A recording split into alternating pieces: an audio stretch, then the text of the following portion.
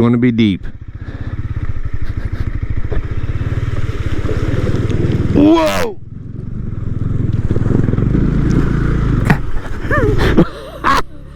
Okay. Well, hello everyone. Ozark Hills Rider here. And today I am out on something that I just recently bought. It is a 2015 Honda CB300f. Yeah, just a little 300, little single cylinder motorcycle. And well, actually I did a review on it a week ago and I forgot to do an intro. I was looking over all my footage and stuff and realized I didn't do an intro. So I've got it out today to do an intro, and I am riding through Mark Twain National Forest right now through a pine thicket.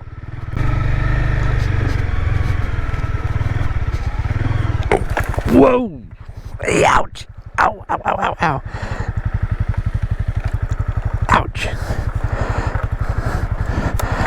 Goodness, let go.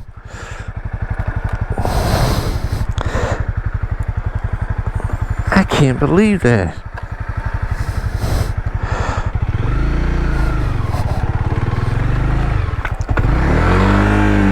Boy, it's muddy. Okay.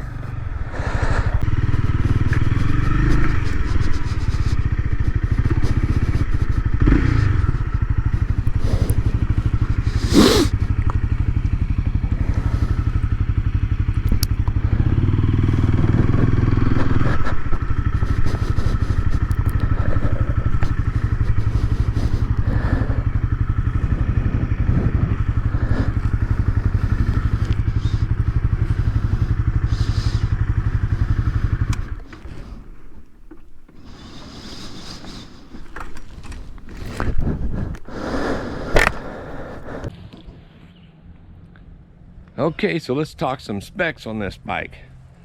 As I mentioned, it's a 2015 Honda CB300f. 300F. Now this is not a long term or a long ride review because I've only had the bike about a week. I've put 100 miles on it and I've done highway and off-road. And off-road I mean some gravel roads. Oh, gnat just flew in my mouth. I hope these gnats show up on the video because they are all over this place. Okay, back to the bike. 2015. It has 4,000 miles on it.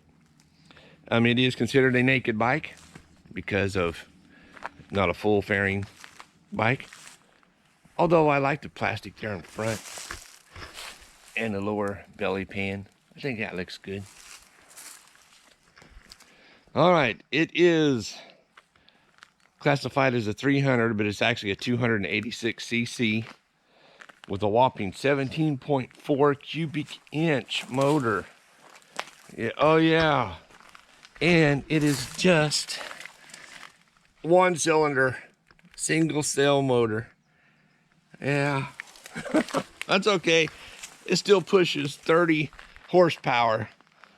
Yeah. Oh, it'll get you where you're going. It is fuel injected.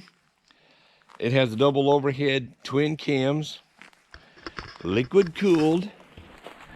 We got a radiator up under there. There we go. It is a 6-speed transmission with chain drive, wet clutch, meaning the same oil that works in the motor operates the clutches.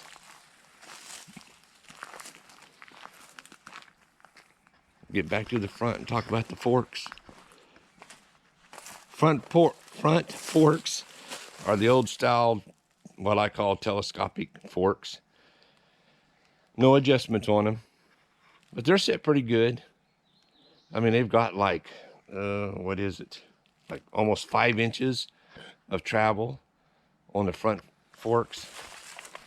And the rear shock is a Pro-Link single shock. And it does have 5 positions on a spring preload. on the mono shock. Oh, right up under there. Ow! That exhaust is hot. I just got off of the crazy thing.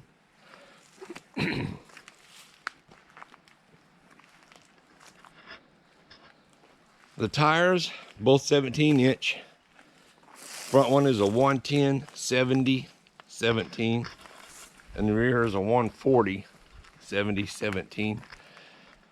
And the 110, you might say, is a narrow tire, but what a lot of people are doing with these bikes are turning them into a scrambler, and that narrow tire in the front actually works better on gravel and rocks as a 120 or wider front tire, so that's good. Discs in front, single disc in front, 2-piston caliper in front, single disc in back. I like the weight of this thing, 348 pounds. That's all it is. And that's soaking wet. But you can feel that out on the highway. If you are in an open area and that wind starts blowing, you'll be blowed around a little bit. I've been out in the wind on the windy day. For some reason, this last week we've had was windy, so I got to experience how it was on a windy day. I mean, not terrible, but it'll blow you around a little bit. Nothing that scared me or made me want to stop or get off the bike, anything like that. The seat height is just under 30 inches. One place said 30.1, and another place said 29.7. So we'll just go with 30, which is a little tall. I mean, I'm 6 foot. I can touch flat-footed, no problem at all. But a short person, you may have to do some tippy-toe on this 30-inch seat. And the stock seats really aren't, well, for the driver anyway, really not that bad. You only have about 1.5 inches to slide front and back. Don't have much room to slide around. You do have some hand grips for the passenger to hang on to if they ain't hanging on to you. Ground clearance is pretty good, 5.1 inches. It looks way more than that. That's what it says, ground clearance 5.1. That is more than 5-inch ground clearance. Maybe with me on it, 5 inches, but anyway, that's what it says. 3.4 gallons of fuel in the gas tank, which is good for a small bike, because with that 3.4 gallons, you will get anywhere from 72 to 78 miles per gallon. Yeah. So you can do some traveling.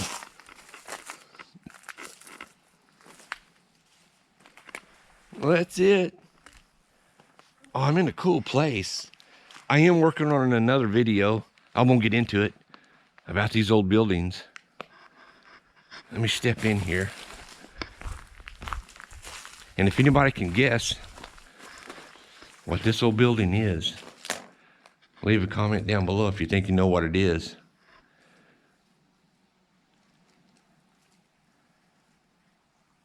There's 8 of them here. A couple of them is falling in.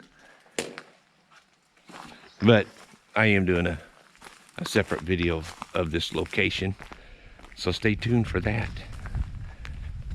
Pretty cool place. Here's one where everything is falling in, with the entrance and the exit on the other side. But anyway, back to the bike. That's it. I will talk more about how it handles up hills, down hills, curves, and stuff like that. But I will do that while I'm riding it. All right, get back on it. Okay, we're going to try this thing out. Do a little flyby. And then after I cross the bridge, I will slow down to 55 and show how it climbs the hills. There we go. Brace yourself for some speed.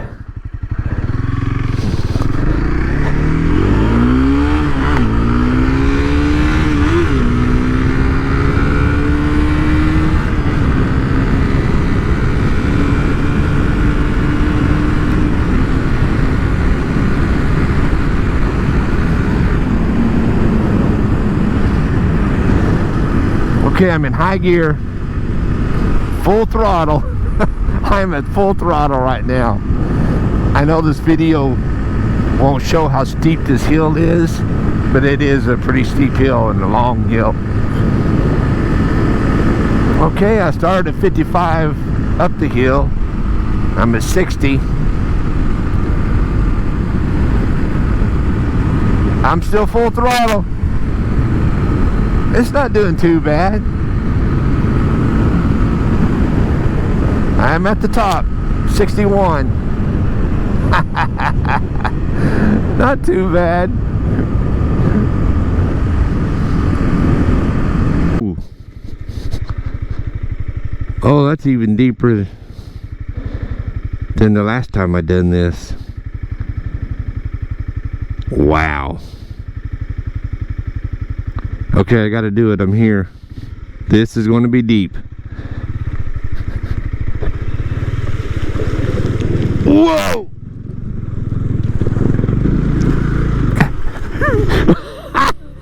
Okay. I know that video didn't show how deep it was. I had my feet raised and it still got oh, and I gotta cross that thing. Oh, I need to get a side view of that going back across it. I gotta cross it. This is only one way in, one way out. Catch my breath after that. Okay, how does it handle on gravel? And I know this video won't show it, but this is a steep hill and it is a bumpy hill. First gear, no problem at all. The gearing ratio is actually pretty good if you are thinking about using this bike like a scrambler for roads like this. First gear is plenty low enough for you just to putt around on. Now high gear out on the highway, I'll do that here in a little bit. It revs up pretty high going highway speeds. A couple more things about it. I'll just stop and show you. The kickstand, I like the location because here I am sitting on it. I look down and it's right there. Easy. And it holds it up without it leaning way over like this. I mean, it holds it up good. But it's right there. It's not behind you that you have to reach for. It's right there. Another thing I like, and I like all the bikes that has this, the key is here in front of you. I like that. I like the dash. It's easy to see, even in the bright daylight. Got your fuel gauge, digital speedometer, digital tach. There we go. It's got a clock that shows all the time. Trip A, trip B, and total miles, 4,088 miles.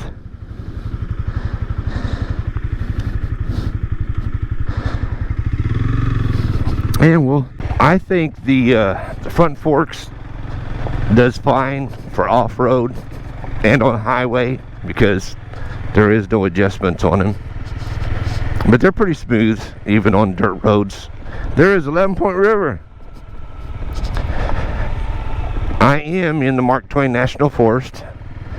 I'm at Greer camping area or boat ramp. Greer, whatever you want to call it. It is, that's 11 Point River. But if I were to use this off-road, you know, kind of like turn it into a scrambler, I would adjust the rear monoshock. There's 5 adjustments and it is right in the middle. It's on 3 right now. I would turn it probably all the way to the softest adjustment for the gravel roads, because I can really tell it's more stiff on the back shock than it is the front forks. There's a beautiful 11 Point River. It's dingy, because of the rain. We've had a lot of rain already this spring. River's up, running good. Be nice if it stayed that way all summer.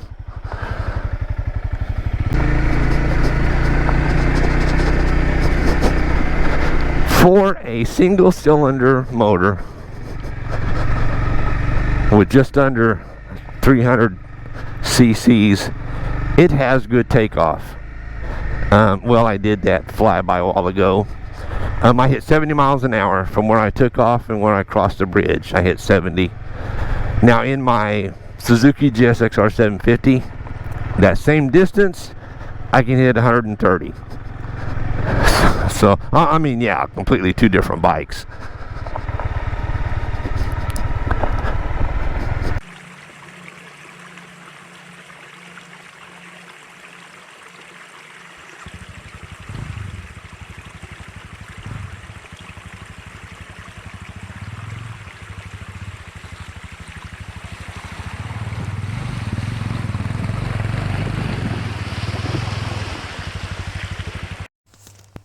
All right, I gotta get to my camera since I'm on this side.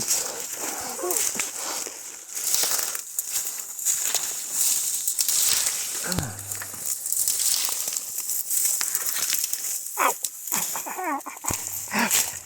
Got me. Get off.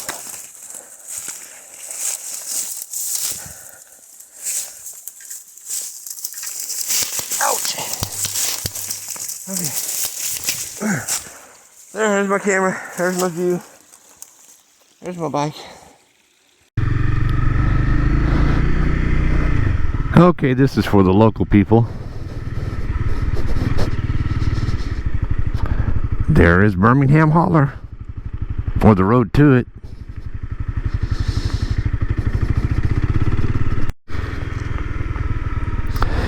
Here is something I need to tell you. Honda, I don't know why they did this.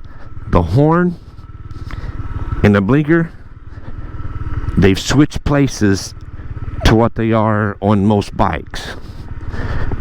Yeah, don't know why they done that. I haven't read up on it to see why they did. But yeah, the blinker and the horn are switched. And I don't know how many times I've reached up to do my blinker, which was normally here, and I hit my horn. Okay, this is a good time to do this on the highway because it's windy out today. There's 55 miles an hour, and at 55 miles an hour I'm running 6,000 RPMs. And there is a hill coming up in front of me that I'm going to hit it at 55 and not turn the throttle anymore, and I will show you how much it slows down going up the hill. And we've got a south wind and I'm facing the wind, so I got the combination of the hill and the wind. Alright, 55, I'm just holding it still.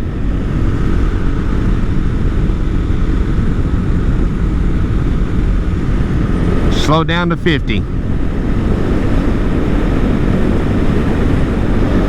See what the RPMs are around 65.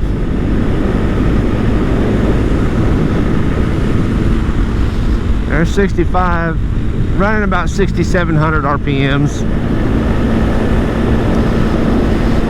Okay, so people that ask, would this be a good beginner's bike?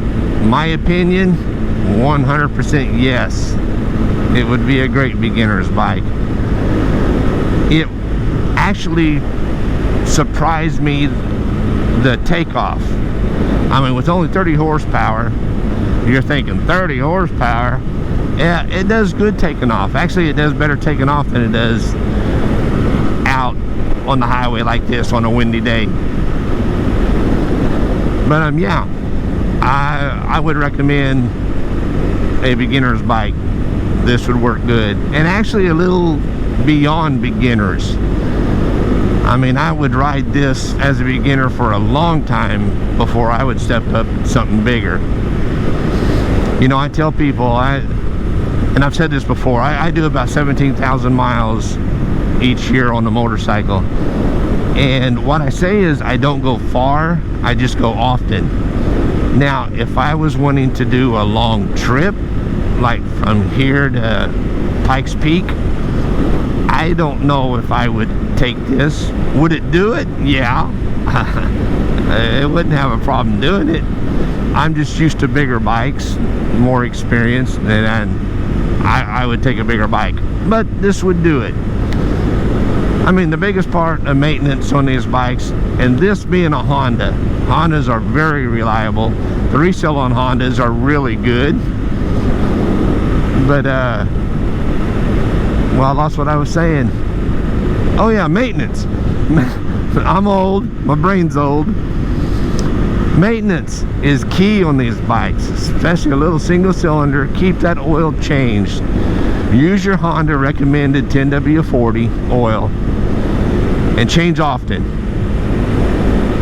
I mean, books will tell you to go 6,000 miles. I don't. I change often. I mean, it's cheap.